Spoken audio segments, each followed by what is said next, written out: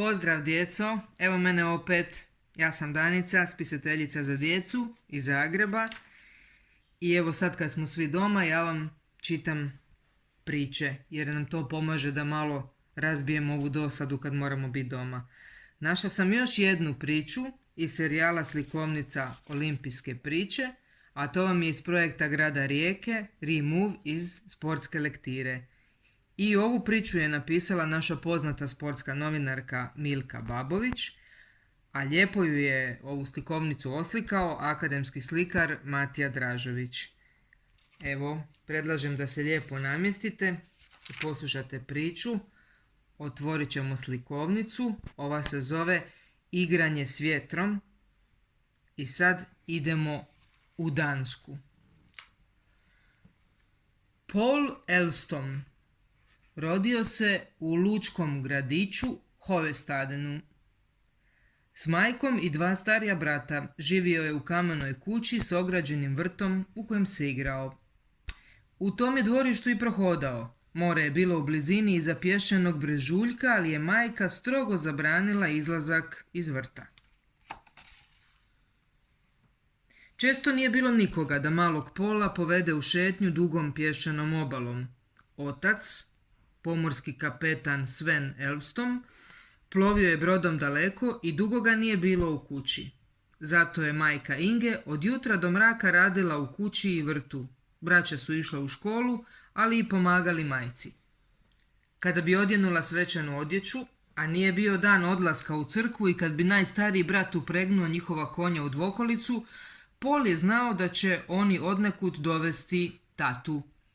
Još je bio premalen da putuje i u luci glavnog grada Kopenhagena s njima dočekuje veliki brod iz kojeg će se iskrcati otac. Tata bi uvijek iz velike mornarske vreće vadio darove, kao da je Djed Mraz. Prvo je darivao majku Inge, zatim braću po starini. I tako je jednom iz vreće izvadio malu drvenu jedrilicu, pravu pravcatu, kao na slikama o njihovu domu, s jarbolom, užadi i bijelim platnenim jedrima. Imala je dva kotača i uzicu pričvršćenu za pramac. Pol je istoga časa zaplovio po vrtu potežući jedrilicu za sobom. Pola, koji se više nije odvajao od svoje jedrilice, otac je sljedećeg jutra poveo na obalu. Prvi je put tada vidio more. Ljeskalo se pod jutarnjim suncem, a na njemu su se bijelila jedra koja je napinjao vjetar. Pol je raširio oči i gledao. Oživjele su slike sa zidova njihova doma. Taj prvi izlet završio je jedrenjem s ocem i susjedom Holgerom. Te je noći Pol sanjao more, vjetar i razapeta jedra. Nastavio je sanjati i u zbilji. Upravo je bio krenuo u osnovnu školu kad mu je tata umro. Majka je imala mnogo više posla i briga. Pol je na svoj način tugovao za ocem.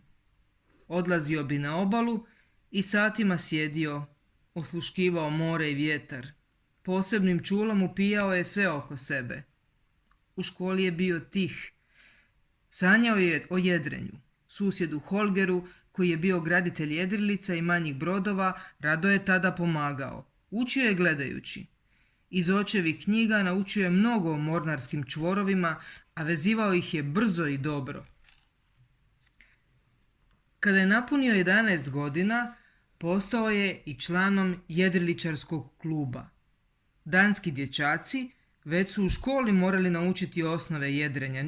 Pa nikakvo čudo, stanovnici Danske žive i rade na 490 gusto naseljenih otoka i jednom pješčanom, rijetko naseljenom poluotoku. A morem putuju svakodnevno. Budući je bio siromašan i nije imao svoju jedrilicu, dobio je školsku. Pol je kasnije govorio da je to imalo i svoje dobre strane, jer je odmah mogao uočiti slabosti tog zastarjelog tipa jedrilice. Mogao je uvijek na njoj raditi u susjedovoj radionici. I tako je baš susjed Holger otkrio nesvakidašnju nadarenost mladog Pola. Ne samo da je upijao sve što mu je susjed pokazivao, nego je i sam smišljao način vježbanja na suhom. Dotad su jedriličari dok su jedrili, sjedili na rubu jedrilice kao protuteža, posebno pri obilasku bove. Mladi Paul Elvstrom shvatio je da ima i boljih načina. Sjeo je na rub velikog starog drvenog korita, za dno učvrstio omče od brodskog konopa, kroz njih provukao prednje dijelove stopala. Tako osiguran, zabacio se leđima izvan ruba korita. Redovito je vježbao. Leđni i nožni mišići su jačali, a tu svoju izmišljotinu Paul je koristio na regatama. Što je više mogao, izvlačio se nad vodu sve dok nije sjedio s koljenima na rubu. Pobjeđivao je već na prvim školskim regatama. Iako bez iskustva regatnog natjecanja, odgovarao je na sve promjene prije ostalih kao da su mu more i vjetar prišapnuli što treba učiniti. Za pravu regatu trebalo je imati i dobru jedrilicu, a za nju Paul i njegova obitelj nisu imali novca. A onda se dogodilo nešto lijepo, kao u bajkama, kao da je vila čarobnim štapićem ispunila želju. Susjed Holger poklonio je Paulu jedrilicu, pravu ljepoticu među jedrilicama. A kada mu se Paul zahvalio i rekao da ne može primiti tako vrijedan dar, susjed Holger je rekao: ti jedri kad ja ne budem imao vremena, pa ćeš me zauzvrat učiti novom načinu jedrenja. Bila je to godina olimpijskih igara u Londonu, 1948. Paul je upravo navršio 20 godina. Žarko je želio izboriti mjesto u danskoj olimpijskoj momčadi.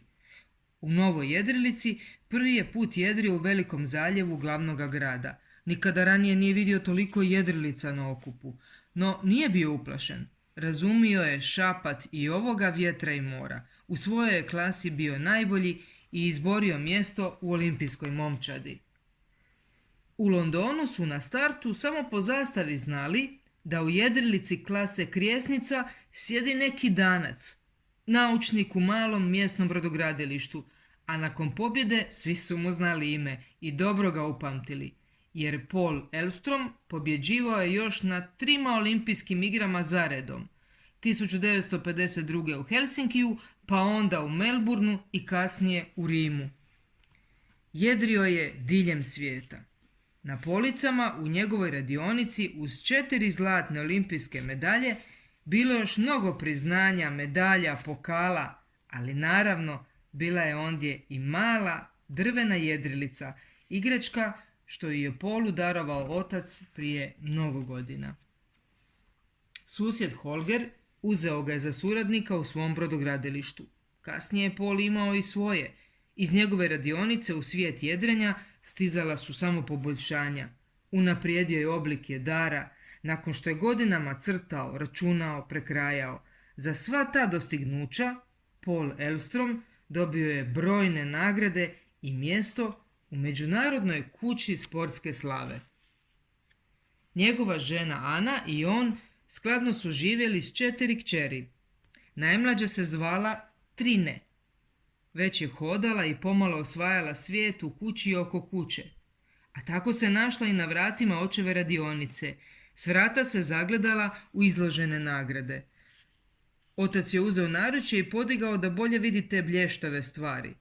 Trina je pružila ruku prema drvenoj jedrilici i nasmijala se. I ponovno je drvena jedrilica jedrila na svojim kotačićima stazama parka oko kuće. Samo ju je sada uzicom vukla djevojčica Trine. I Trine je postajala dobra jedriličarka. Potvrđivala se i na natjecanjima, a kada je 1984. izborila mjesto u ekipi za olimpijske igre u američkom gradu Los Angelesu, bile su je 22 godine. I bilo je jasno da treba najboljega za člana posade na katamaranu Tornado, najbržoj i najskupljoj jedrilici. Trine je predložila tati da jedri s njom. Paul se malo nečkao, ali se nije mogao oglušiti. Iako je prije punih 12 godina zadnji put jedrio kao natjecatelj i već mu je bilo 56 godina, pristao je. I tako su bili i ostali jedini dvojac, tata i kćer, na olimpijskom jedrenju. I bili su izvrsni, 4. među 40 posada. 4 godine kasnije, u Seulu, 1988. Trine i njezin otac Paul, tada već 60-godišnjak, uspješno su jedrili i završili olimpijsku regatu. Bio je to kraj 40 godina duge natjecateljske karijere, ali ne jedriličarske.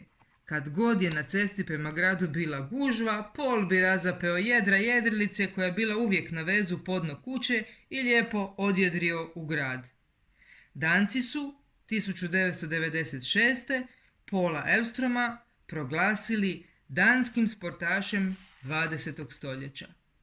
I evo nas opet na kraju slikovnice gdje možete vidjeti fotografiju pravoga Paula Elvstroma, da vidite da je to pravi junak, dječak koji se igrao sa malom drvenom jedrilicom koji je postao olimpijski prvak.